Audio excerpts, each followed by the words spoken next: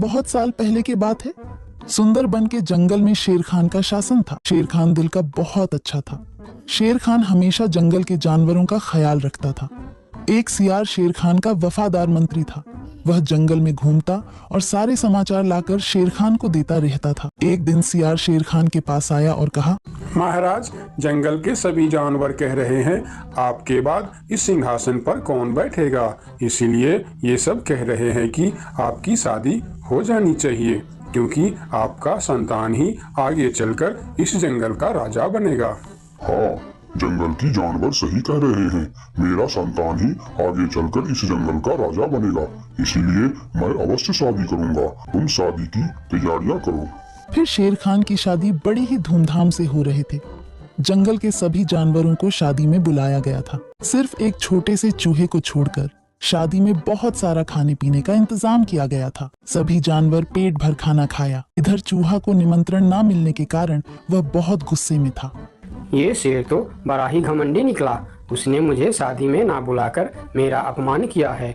मैं इसका बदला अवश्य लूंगा। इस बात को लेकर चूहा बहुत ही नाराज था। वह मन ही मन सोचने लगा कि इसका बदला कैसे लिया जाए। कुछ देर सोचने के बाद वह एक योजना बनाता है।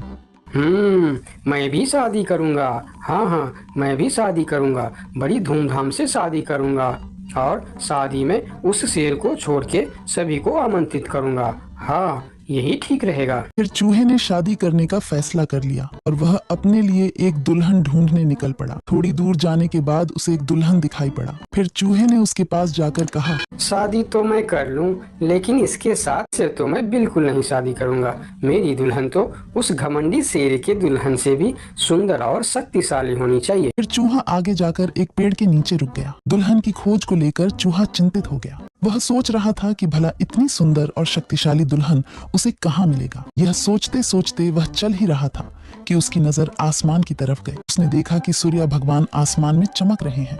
तभी उसके दिमाग के बत्ती जली। अरे वाह, सूर्य भगवान तो सबसे शक्तिशाली है। कितना तेज है उनका। यही ठीक रहेगा। उनकी बेटी सुंदर भी होगी और शक्तिशाली भी। फिर चूहा एक पेड़ के नीचे ध्यान लगाते हुए बैठ गया और सूर्य भगवान को तपस्या करने लगा। ओम सूर्याय नमः, ओम सूर्याय नमः, ओम सूर्याय नमः। इधर चूहे को तपस्या करते हुए देखकर सूर्य भगवान बहुत आश्चर्य हुए कि यह नन्हा सा चूहा उनकी तपस्या क्यों कर रहा है। फिर सूरज भगवान चूहे के सामने प्रकट हुए। बोलो नन्हे से चूहे, तुम मेरी तपस्या क्यों कर रहे हो? क्या चाहिए तुमको? तुम जो मांगोगे मैं तुम्हें वह सब दूंगा। हे भगवान, आप आगे। मुझे तो अपनी आंखों पर यकीन नहीं हो रहा है कि एक नन्हा सा चूहे की बात सुनकर आप मेरे पास आ गए। हाँ, मैं सचमुच तुम्हारे पास आया हूँ। बोलो तुम्हें क्या चाहिए? भगवान, मैं शादी करना चाहता हूँ। अरे वाह, यह तो बहुत ही अच्छी बात है। इसमें मैं तुम्हारा क्या मदद कर सकता हूँ? मैंने यह प्रण किया है भगवान कि जो दुनिया में सबसे ज्यादा शक्तिशाली होगा मैं उसके बेटी से ही शादी करूँगा और आप इस दुनिया में सबसे शक्तिशाली हो, इसीलिए मैं आपकी बेटी से शादी करना चाहता हूँ। चूहे की बात सुनकर सूर्य भगवान सोच में पड़ जाते हैं कि मैं इस छोटी सी चूहे के साथ अपनी बेटी का शादी कैसे कर सकता हूँ। और फिर उन्होंने मन ही मन सोचने लगे, यह चूहा तो बिल्कुल पागल लग रहा है। इससे भला मैं अपनी बेटी की शादी कैसे करवा सकता हूँ? कुछ भी करके मुझे इससे छुटकारा पाना ही होगा, मगर कैसे? मुझे जल्दी कुछ करना पड़ेगा। तभी उनके मन में एक ख्याल आया और उन्होंने चूहे से कहा, अरे यह तो बहुत ही अच्छी बात है कि तुम मेरी बेटी से शादी करना चाहते हो। मुझे अपनी बेटी के लिए तुमसे अच्छा वर और कहाँ मिलेगा? सूर्य भगवान का बात सुनकर चूहा मन ही मन बहुत खुश हो गया और उसके मन में लड्डू फूटने लगे। तभी सूर्य भगवान बोलते हैं, लेकिन एक समस्या है। मैं दुनिया का सबसे शक्तिशाली नहीं हूँ और तुमने प्रण किया है कि जो दुनिया में सबसे ज्यादा शक्तिशाली होगा तुम उसी के बेटी से शादी करोगे। अगर तुमने मेरी बेटी से शादी की तो तुम्हारा प्रण टूट जाएगा। हे भगवान, ये आप क्या बोल रहे हो? आपसे भी शक्तिशाली? आपसे शक्तिशाली भला इस दुनिया में और कौन हो सकता है? मुझसे शक्तिशाली तो वह बादल है जो अपने परछाई से मुझे भी ढक देता है। यह सुनकर चूहा आसमान की तरफ बादल को देखने लगा और बोला, अगर बादल आपसे भी ज्यादा शक्तिशाली है तो मैं फिर उसकी बेटी से ही शादी करूंगी। आप उसे नीचे बुलाइए। फिर सूर्य भगवान ने बादल को नीचे बुलाया और बादल उनकी बात मानकर धीरे धीरे नीचे आया। बादल जी, मैं आपकी बेटी से शादी करना चाहता हूँ क्योंकि आप दुनिया के सबसे शक्तिशाली हो। मैं अपने आप को बहुत बड़ा भाग्यमानी समझूंगा अगर आपकी विवाह मेरी बेटी से हुई, लेकिन मैं दुनिया का सबसे शक्तिशाली नहीं हूँ। मुझसे शक्तिशाली तो हवा है जो हमें भी उड़ाकर दूर चला जाता है। अच्छा, तो यह बात है। ठीक है, फिर मैं हवा की बेटी से ही शादी करना चाहता हूँ। आप हवा को बुलाइए। फिर बादल ने हवा को बुलाया और हवा धीरे धीरे करके नीचे आया। फिर चूहा ने अपनी विवाह का प्रस्ताव हवा को बताया। फिर हवा मुस्कुराते हुए बोली, मुझे बहुत अच्छा लगेगा अगर मेरी बेटी की विवाह आपके साथ होता है, लेकिन मैं दुनिया का सबसे शक्तिशाली नहीं हूँ। मुझसे शक्तिशाली तो पर्वत है जो हमारे हवा के झोंकों को भी रोक देता है। आप उनकी बेटी से ही शादी कीजिए। फिर पर्वत को भी बुलाया जाता है और चूहे ने पर्वत के सामने भी अपना प्रस्ताव रखता है। पर्वत जी, आप दुनिया का सबसे शक्तिशाली है और मैं आपकी बेटी से शादी करना चाहता हूँ।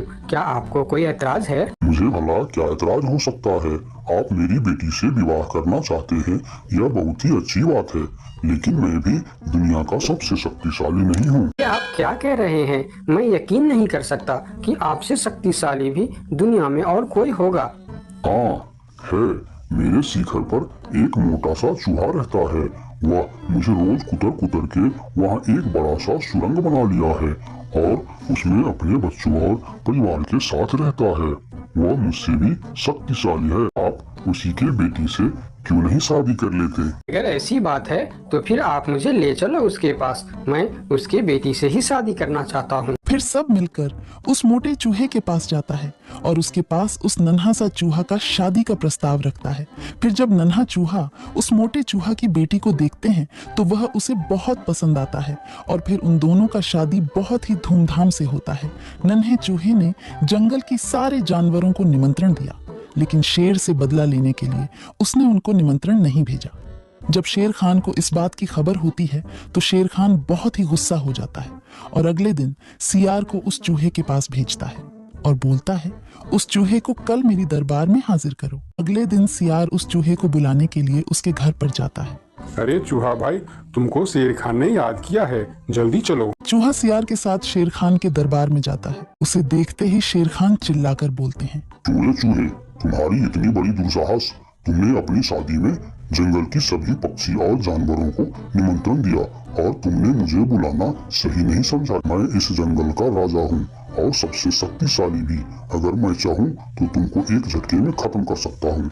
मुझे माफ कर दीजिए महाराज, जब आपने अपनी शादी में पूरे जंगल को निमंत्रण दी और मुझे नहीं दी तब मुझे भी ऐसे ही दुख हुआ था।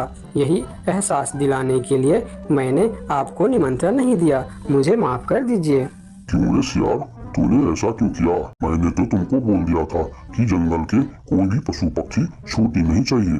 फिर तुमने इस चूहे को निमंत्रण क्यों नहीं दिया? मुझे माफ कर दीजिए महाराज, गलती हो गई। मैंने सोचा यह छोटा सा जीव, इसको क्या निमंत्रण देने का, इसलिए मैंने इसे छोड़ दिया था। मुझे आप माफ कर दीजिए। ठीक है, अगले बार से ध्यान रखना। मेरे लिए जंगल का हर जीव एक जैसा है।